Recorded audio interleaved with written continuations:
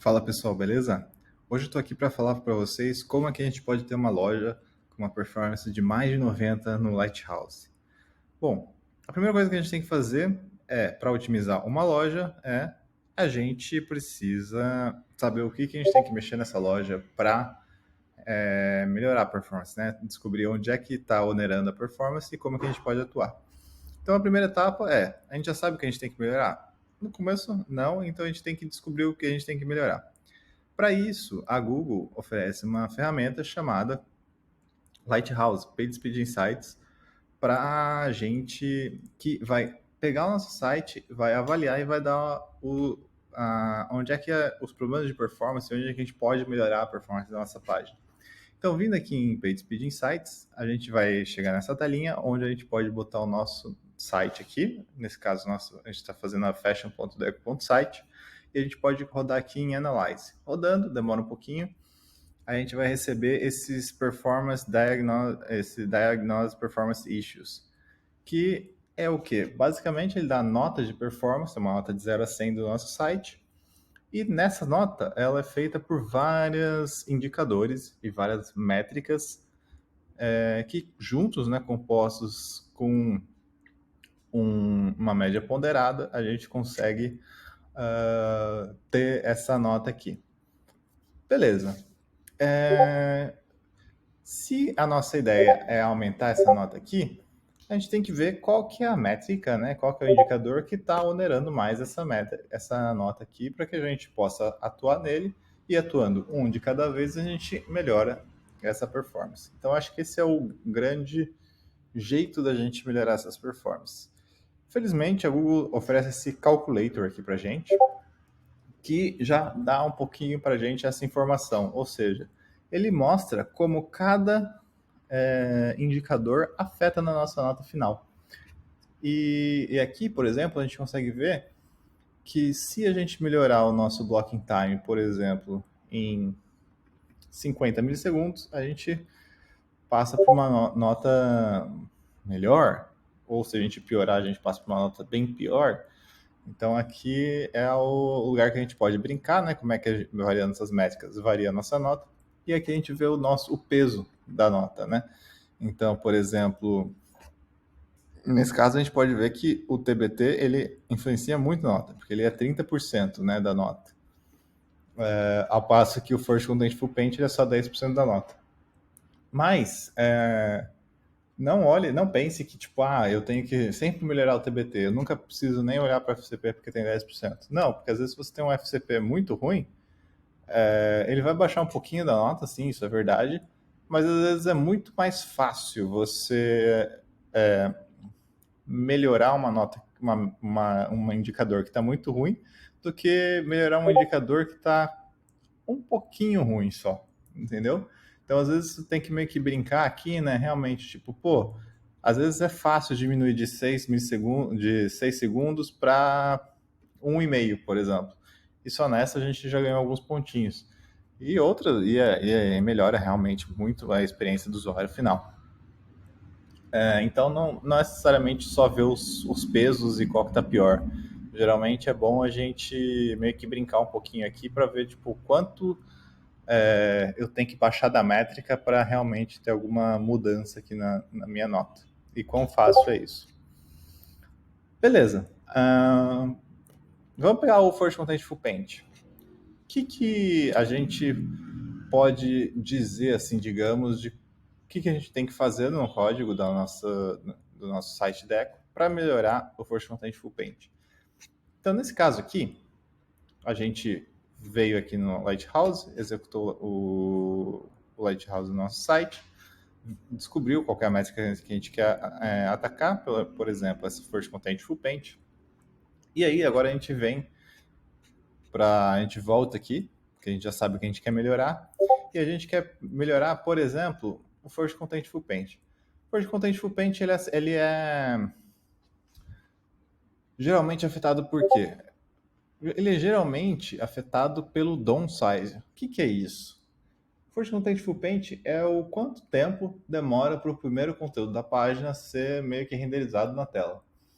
E o tamanho do HTML influencia nisso, né? Pensa que Para você mostrar um site na tela, o seu browser ele tem que ir para o servidor, tem que pedir o HTML, o servidor tem que gerar o HTML e entregar para o browser, e aí o browser tem que pegar e fazer o download desse HTML.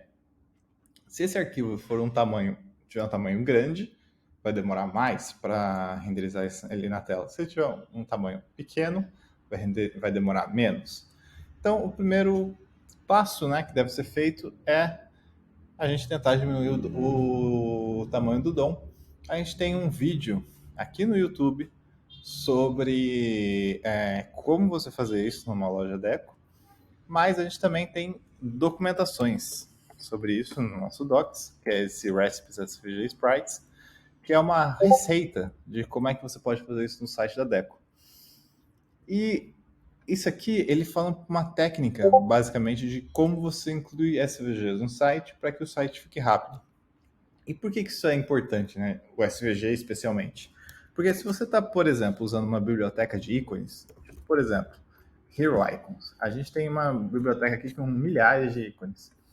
E se você vem no NPM, o código que o NPM fala para você fazer é esse aqui, ó.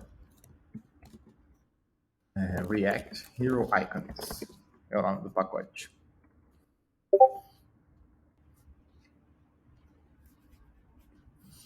E o NPM demora um pouquinho para carregar, como vocês viram. React Hero Icons. Não. Eu já volto. Eu vou só descobrir onde é que ele está. Pronto, pessoal. Achei aqui o nosso pacote aqui no NPM. Era só Hero Icons mesmo. A gente estava vendo o pacote errado. E aí, se você vem aqui, por exemplo, como é que você usa o React, né? É o Hero Icons no React. Ele fala para você pegar, importar o ícone from o pacote e usar. Beleza. Se você fizer isso, o problema disso é que o SVG ele vai vir no meio do seu HTML. E o que isso significa? Isso significa que para você mostrar, por exemplo, uma página para o seu usuário, o browser ele vai ter que baixar e vai ter que mostrar não só tipo, sei lá, os textos que tem, os valores, os preços e tudo mais, mas também ele vai ter que processar antes de fazer tudo isso.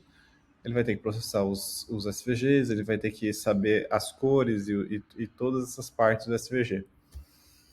O que não é muito bom para a experiência do usuário. O interessante seria você carregar a página o mais rápido possível e carregar os ícones logo em seguida, né? Quando o browser tivesse um pouquinho livre.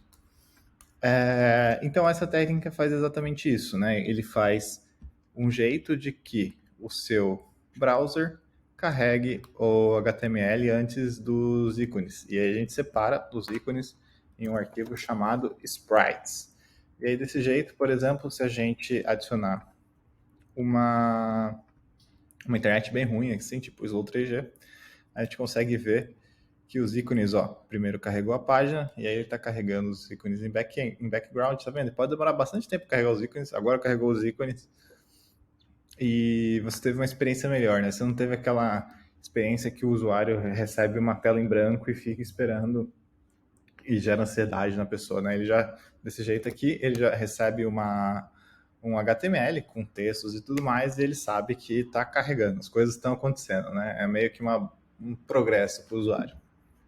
Essa técnica tem nomes de Progressive Load. Como é que eu faço para fazer isso na Deco? Pode vir aqui, está explicado. Basicamente, a gente tem um componente chamado Icons aqui dentro. E para você usar ele, por exemplo, você pode vir aqui no nosso header e ver como a gente usa. A gente, botãozinho do cart, por exemplo, a gente bota o ícone com o ID do shopping cart. Isso renderiza o nosso carrinho dessa forma progressiva. Beleza. Isso melhora muito o First Content Full Paint. A segunda coisa, a métrica que é bem interessante aqui no nosso Lighthouse é o LCP, né? E o que é o LCP? É basicamente o tempo que demora para carregar esses banners aqui. Então, se eu voltar aqui para a minha internet boa, a gente vai ter que o LCP é o tempo que demora para carregar essa primeira imagem aqui do banner ou a imagem aqui do produto, na página de produto, tá? Que é o tempo que demora para carregar a maior imagem da tela. E o que afeta isso? Bom, basicamente dois fatores afetam o carregamento de imagens. O primeiro fator é o quão grande a imagem é, e o segundo é o quão rápido eu baixo essa imagem. Qual é a prioridade, né, que eu baixo essa imagem? O primeiro fator, ele pode ser resolvido usando um componente da Deco chamado Image. Então, se a gente vê aqui, por exemplo, vamos vir na página de produto, aqui no Product Details, a gente vai ver que a gente tem esse componentezinho aqui, ó, chamado Image, que renderiza a foto do produto. Então, se eu vier aqui numa componente aqui, numa página de produto da Deco, eu vou ver que tem essa imagem é renderizada por esse componente aqui. Esse componente, a gente pega ele e importa da nossa STD, né? Que é a nossa biblioteca padrão. E o que ele faz? Aqui, ó, você pode ver que a gente seta o width e o height da imagem para um certo valor específico. E aí, o que esse nosso componente esperto faz para você? Esse componente esperto, ele vai pegar e vai redimensionar a imagem para caber melhor no device que você está usando, tá? E o que isso tem? O que isso acontece? O que isso implica? Isso implica que para o device que você está vendo essa imagem, a imagem vai ter o tamanho perfeito e menor, com o menor tamanho possível, fazendo ela carregar mais rápido. Então, por exemplo, se você ver aqui, a gente vai estar pedindo para a imagem do produto uma imagem de 17K, tá? O que é uma imagem ok para um mobile, por exemplo, que faz ela carregar bem legal em 4G, 3G e tudo mais. E aí alguém pode estar se perguntando, pô, mas se eu falar que o width e o height é desse tamanho sempre, será que, tipo, se eu tivesse um device grande assim, a gente não ia ter uma imagem mais pixelada e tudo mais? E não, a ideia é que não, tá? Por quê? Porque esse nosso componente aqui, ele é um pouquinho esperto e ele gera uma tag para o browser chamada IMG, que é a imagem, mas com um atributo chamado sourceSet. E aí o que esse cara faz? Esse cara dá 3 opções de tamanho de imagem para o browser para ele escolher na hora de baixar. Então, a gente geralmente dá o tamanho que você passou e até 2 vezes o tamanho da imagem que você passou. Então, se você passar, por exemplo, uma imagem de 360 por 500, o browser vai poder baixar até uma imagem de 720 por 1000 pixels. E o que geralmente é uma tela bem grande, quase se aproximando de tablet já. E aí o browser do seu celular e tal, ele consegue, dependendo das condições de rede, da condição de tela que o usuário tem, ele vai conseguir baixar uma imagem mais específica para aquele device. E uma coisa legal também que esse nosso componente faz é que ele consegue conversar com os nossos servidores e pedir WebP, imagem WebP ou outros formatos, dependendo do browser que está vendo também. Então isso é bem legal, porque deixa a gente otimizar a imagem realmente para o device que a pessoa está vendo.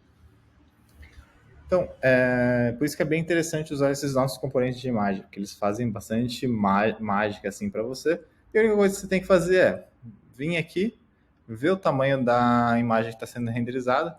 Por exemplo, a gente geralmente usa esse Moto G4 aqui para trabalhar, tá? Porque é o mesmo device que o PageSpeed Sites usa. Então a gente vem aqui, olha o tamanho, né, de rendered size da imagem, que nesse caso é 360 por 500, copia esses valores, bota aqui e geralmente sai uma imagem legal, tá? Se a imagem ficar meio pixelada, você vem aqui, aumenta um pouquinho o valor, Se a imagem estiver muito boa, você pode até diminuir um pouquinho mais, que não tem problema. E aí você deve estar se perguntando, tá, mas isso aí não tem, tipo, e o design do negócio, né? Será que ele afeta alguma coisa? Não, esse width height é mais para você pedir o tamanho da imagem que vai caber ali mesmo. Para você dar o estilo, né? Para falar assim, ah, não, vai sempre width, tipo, sempre expande a imagem, ou contrai, ou dá um object fit nela e tal. Geralmente a gente faz isso com CSS, tá? Então basicamente é isso. Então a gente faz o estilo com CSS, mas o tamanho da imagem que a gente pede para o servidor, a gente bota aqui meio que hard-coded para que o tamanho da imagem entregue não dependa do catálogo do usuário de negócio que subiu a imagem, mas sim do código que a gente fez. E com isso a gente consegue assegurar que a performance está sempre boa. E aí, a segunda coisa que esse componente traz para a gente é uma atributo de preload. O que é esse preload? Esse preload ele vai falar para o browser que antes dele baixar qualquer coisa aqui, sei lá, antes dele baixar o script do GTM, antes dele baixar o script da página mesmo e tal, de adicionar o carrinho, para ele baixar a imagem antes de todo mundo, tá? E aí, desse jeito, a gente vai conseguir mostrar a imagem bem mais rápido. E é até legal se você fizer um experimento aqui de diminuir a internet aqui, né? Tá uma internet mais fraca. Vocês vão ver que a imagem realmente é uma das primeiras coisas que carrega aqui, porque ela tá com essa prioridade bem alta, porque a gente botou um preload aqui no nosso componente, aí o componente setou várias tags do browser que indicam para o browser que ele tem que baixar essa imagem o mais rápido possível. Então, se você botar um slow 3G aqui, acho que esse efeito vai ficar ainda mais pronunciado, né? Onde tipo você carrega o site e aí a imagem é uma dos primeiros assets que carregam aqui. Beleza? Então, com isso a gente consegue melhorar o nosso LCP e melhorar essa métrica.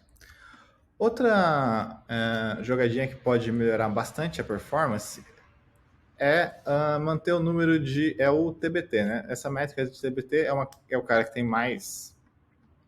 um peso maior, né, na nota do site. E tem algumas técnicas assim para melhorar o TBT. Geralmente, o que pega muito no TBT é o número total de islands e o número total de JavaScript que você shippa para o browser, né? Essas duas quantidades a gente consegue ver tanto vindo aqui no nosso DevTools e filtrando por island e filtrando por JS, claro. Então, a gente, por exemplo, a gente consegue ver aqui que nessa página a gente tem 5 islands e na home, por exemplo, a gente consegue ver que a gente tem, deixa eu deixar rápido de novo aqui na internet, 4 islands. O número bom assim de island geralmente é entre no máximo 10 e 20. Entre 10, se está entre 10, se está menos que 10 é muito bom. Se está entre 10 e 20 é ok. Se passar de 20, geralmente tem algum outro jeito de resolver, né? Do que simplesmente só usar islands, né? E outra coisa bem importante também é a quantidade de JavaScript final shipada, né, para o browser. E aí você pode ver isso aqui, vindo por network, filtrando para JavaScript, e ver aqui o tamanho total de JavaScript baixado. Nesse caso aqui é 38K de JavaScript baixado, para mostrar essa página, o que é muito bom, tá? Só em comparação, só o tamanho da biblioteca do React é 45K. Ou seja, só se você usar frameworks como Next.js, ou Gatsby, ou outro React-based framework, se você fizer uma página em branco, você vai usar mais JavaScript do que a nossa fashion inteira usa na home. Então, tipo, para você ver, é daí que a gente tem essas diferenças de performance, né? Por isso que a gente acredita na nossa stack, que ela é realmente legal.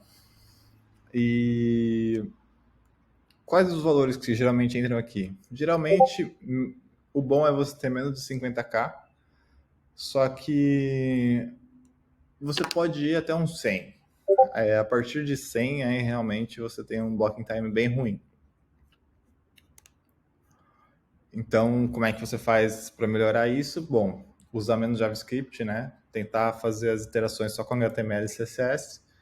E se não, você tenta usar a lazy, né, com import dinâmico, para quebrar a renderização do site e incluindo JavaScript quando se demanda mais, né? Eu acho que o último passo aqui que a gente pode dar para a gente ter uma performance legal no site também é usar fontes locais, né? Então, quando você for incluir uma fonte aqui na Fashion, você pode usar já o componente de local tags que a gente fornece aqui e usar o mesmo jeitão de incluir fontes que a gente usa.